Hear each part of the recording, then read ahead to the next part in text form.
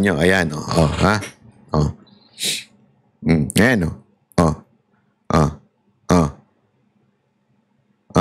Aambangan, naku, naku, shh.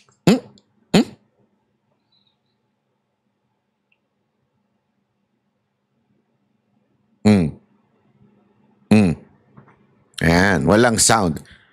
Una sa lahat to, mga kababayan, gusto ko lamang pong anuhin, ito, habang pinapanood natin yan, una-una, magtataka ka dito. One, bakit walang sound? Okay? Pangalawa, putol ho yung video. Ibig sabihin, hindi natin alam kung bakit nagalit si Pulong. Ha? Kung meron mang sigurong maling ginawa si Pulong dyan, ay bakit di niya bakit di niya Sorry, mali.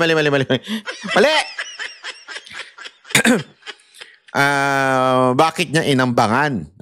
Parang gano'n, di ba? Yun ang sinasabi ng iba. Kasi ganito yan Ito, mga kababayan.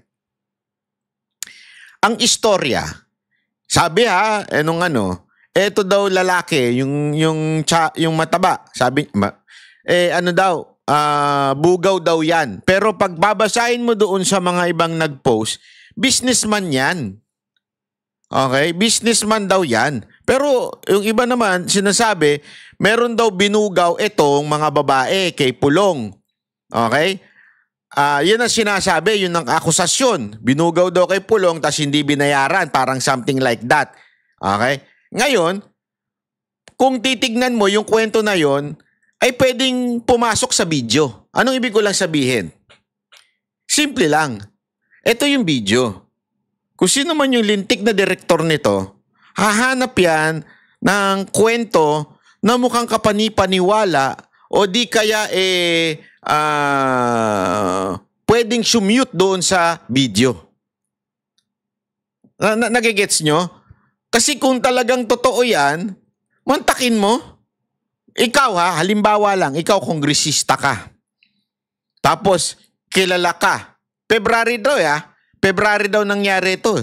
Alam mo na target ang mga Duterte. Alam mong target kayo ng gobyerno ni Marcos. Alam mo yung kapatid mo pinag-iinitan. Gagawin mo ba ito? Kukuha ka pa ng bugaw? Kukuha ka pa ng nyok-nyok?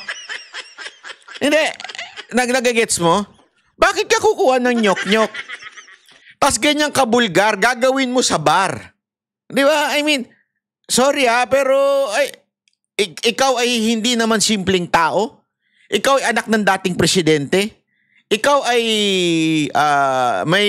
meron kang katungkulan at alam mo na hinahanapan kayo ng butas ng gobyernong ito. Tapos, magtatawag ka ng nyok-nyok doon sa bar. Hindi, isipin nyo na mabuti Bakit hindi ka na lang magtago? I mean, siguro naman, meron ka mga alalay. Pwede kang sa hotel ka na lang. Anong tawag dyan? Pa-show up ka na lang. Pa-show up ka na lang ng mga pokpok.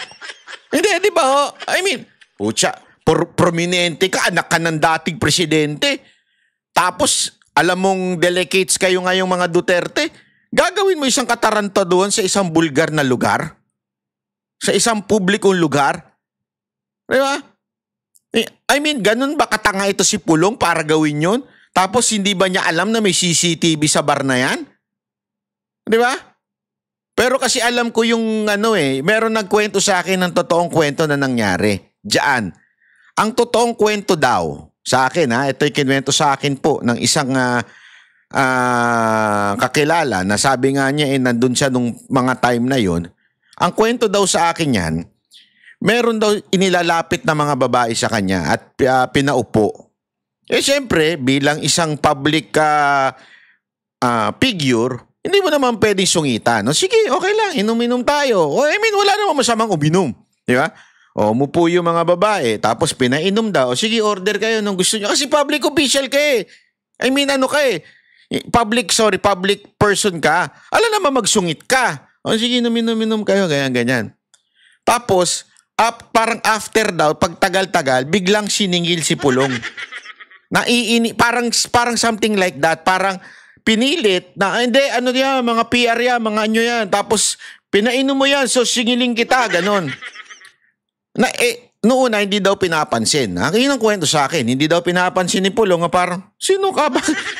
Akala ko, hindi, di ba? Parang may isip mo, may mga fans lang yan. Hindi naman fans. Parang mga supporter yan, na mga Duterte, pinaupo nyo dyan. Siyempre, as a public figure, hanggang, ano daw, inaabuso na. Yung para bagang inuutos-utusan na yung babae na gumawa ng something na parang doon na inis daw. Di umano. Si Pulong na parang, ano to? Inaabuso mo yung babae? Na tipong parang sa kanya, parang pinipilit mo yung mga babae na gumawa ng hindi maganda at alam mo yun, magtrabaho, parang ayaw daw nung babae pero pinipilit daw. Di umano ha. Yun ang kwento. Alleged po yun ha. So doon na inis daw si Pulong na parang sandali, pang-aabuso yan sa kababaihan. Kaya niya in-approach yung tao. Yun ang kwento. Sabi ko nga, oo nga, no? Tapos may video. Sabi ko, baka. Ang haka-haka, para bagang ginawang trap yan. Mag-iskandalo, tapos alam nilang mainitin ang ulo ni Pulong pagdating sa mga inaapi, lalo na yung mga kababaihan na inaapi. Ayaw na ayaw. Kasi tandaan ninyo, ang asawa po nito, matindi ho. Hindi, walang biro. Alam ko ang alam ko po pagka, di ko alam. Correct me if I'm wrong, pero alam ko ang asawa nito, Muslim eh. So yung respeto sa mga kababaihan, napakatindi ho daw ni Pulong. So ibig pong sabihin, nung nakikita niya para bagang dinidisrespect na yung mga babae, pinipilit na sa isang bagay na hindi tama, doon na inis si Pulong. Nag-init ang ulo. So kung meron mang siguro, kung meron mang pagkakamali, siguro yung pag-iinit niya ng ulo. Pero sa akin po kasi, kung ako din ho yan, yung babastusin nyo yung babae. Hindi, ito walang biro ito Ako, inis na inis pa naman ako sa mga ganyan yung mga minamata mga kababaihan. Baka ako din mag-init ng ulo. Baka sapukin ko pa nga right din and din. Hindi, kung ako yun I mean, and ako sana, siyempre, I would pray that I would have patience at that very, very moment. Pero hindi ko masisi si Pulong Kung iinit kasi public official ka Tapos isasaksak sa'yo yung babae kesyo pipilitin mo sa harapan ko. Di ba? Sa harapan ko pa, pipilitin mo yung babae na magtrabaho para sa akin. Doon daw nagalit si Pulong. Kaya ganyan ang kanyang reaction na parang inaano niya. Sabi ko nga naman, hindi natin. Kaya nga sabi ko sa inyo, we do not know. But this is for sure. Etong ganitong video doesn't prove anything, di ba? Na masasabi mong, kasi ang pinalalabas nila, ako ito observe this. Una, late, bakit niya ila lumabas yan? During the campaign. Pangalawa, tugman-tugma doon sa Oplan Horus. Yeah? Tandaan ninyo, lumabas yung Oplan Horus bago yan. Pangatlo, aside from that, very masyadong yung style na ganito, yung bigla na lang may mga ganyan lalabas, halatang may dinadivert na issue. Di ba? Meron pong iniiwasang issue. Ano kaya yun? Yung kaya yung gold? Di umano na nilolonder daw dyan sa Hong Kong? Iyang kaya yun? Magtataka ka di ba? Sabi nga, actually meron ako nabasang statement. Hindi ko sure kung yun ba yung sagot ni Pulong. Meron ako nakita sandali. Hindi ko na, wait chotomate ko dasay. Chotomate, Wait. Meron ako nakita na tungkol sa sagot ni Pulong. Hindi ko lang alam kung ito po ba ay latest, pero kasi nakalagay doon na May 2. Lumabas po yung itong statement na po ito. Wait lang medyo yan. Ay, wala. Andali. Basta parang sinasabi niya na wala nang bago sa mga ganyan. Desperate parang ako ito lang makikita ko diyan. Parang desperate move na ho ito. 'Di ba? Oh. Nako.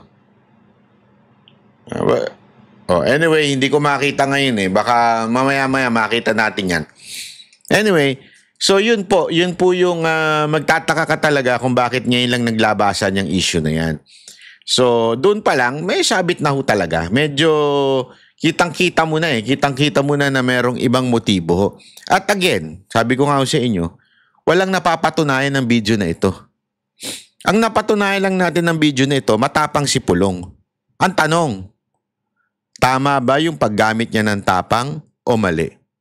Kasi alam naman po natin na mga Duterte talaga matatapang Alam naman natin si Pangulong may alam ako na may sinampal si Pangulong Duterte na mga tiwaling pulis. Hindi, totoo. Ayun kwento ho sa akin ng may talagang si Pangulong Duterte noon, pag may tataratarantado, talagang nananampal yan. Di ba?